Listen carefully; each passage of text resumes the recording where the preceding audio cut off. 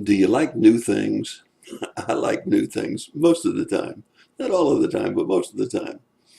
Washing machines that front load, they say they clean the clothes better. And all you have to worry about is that seal on the front door leaking where all of the water comes out on the floor. Smart TVs. I think it's wonderful when this TV can be smart.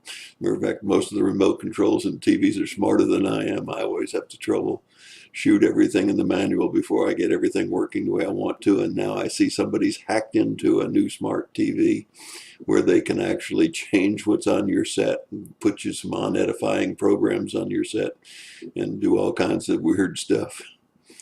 Smartphones. Oh, I tell you, they're so smart that it takes a month before you learn all of the features and how to work all of them. Yesterday, I spent a whole day downloading ringtones so that we could assign a different ringtone to every relative that we have. And oh, can they do all kinds of things? You can watch movies on them. You can navigate a car by them. You can do all kinds of things on these new smartphones. And smart cars. We just purchased a 2018 Kia Sorento, and it's smart. I mean, it is really smart. I thought it was wonderful years ago when Toyota came out with what they called safety headlights. If you left your car on, the headlights would keep burning. If you turned your car off, they'd stay burning for a few minutes, but then they would turn off automatically so you wouldn't have a dead battery. I thought that was the greatest thing since sliced bread. But this new Kia Sorento, it has blind spot warnings. It has lane wandering warnings. It has a rear camera with lines that actually bend the way you're bending your car. It has a special warning line of how far you can back up. And we have smart cruise control where if you're coming up behind somebody with your cruise control on, it'll automatically take it off until you've fallen back to a safe distance. Just touch the gas pedal again and it'll resume back to the same setting you had before, and all smart. And then it has keyless entry, keyless starting. Oh, it's neat just to leave your keys in your hand, in your pocket rather, and be able to walk up to the car and touch the handle, and the car will open up automatically without getting your keys out, scratching the side of your car. You get into the car, you still got your keys in your pocket, you push a button and it starts right up, but nobody else can do that unless they have keys in their pocket that have the same electronic device on it. Smart. Oh boy, is it smart. And you can go around to the back to the lift gate, and instead of balancing on one foot with your hand full of groceries like you see on these commercials with Ford and Chevrolet, you just have to stand back there within a couple of feet of the back gate and it automatically senses you're there. And if you stay there, it'll beep a couple of times saying, I'm going to open this thing up unless you move.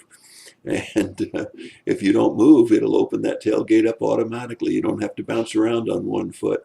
Put your groceries in and you can just push a button and it'll close right back down again now that your hands are free. Smart. New things.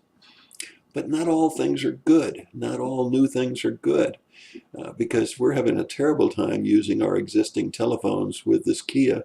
It just doesn't seem to want to work the way it's supposed to. And I guess I'm not alone because I see the forums and there's lots of other people struggling with pairing up their Bluetooth phones with the Kia electronic system. My 2016 Camry just absolutely pairs up beautifully with our existing phones, but not with the new Kia. Got a little frustrated today when I was working that out and have been working on this for a couple of weeks. But I got news for you. As much frustration as we may have with smart TVs and smartphones and smart cars and new washing machines, there's a better day coming. And it's recorded for us in Revelation 21, verses 1 through 5. Then I saw a new heaven and a new earth. For the first heaven and the first earth had passed away, and there was no longer any sea. And I saw a holy city, a new Jerusalem, coming down out of heaven from God, made ready as a bride adorned for her husband. And I heard a loud voice from the throne saying, Behold, the tabernacle of God is among men, and he will dwell among them, and they shall be his people, and God himself will be among them. And he will wipe away every tear from their eyes.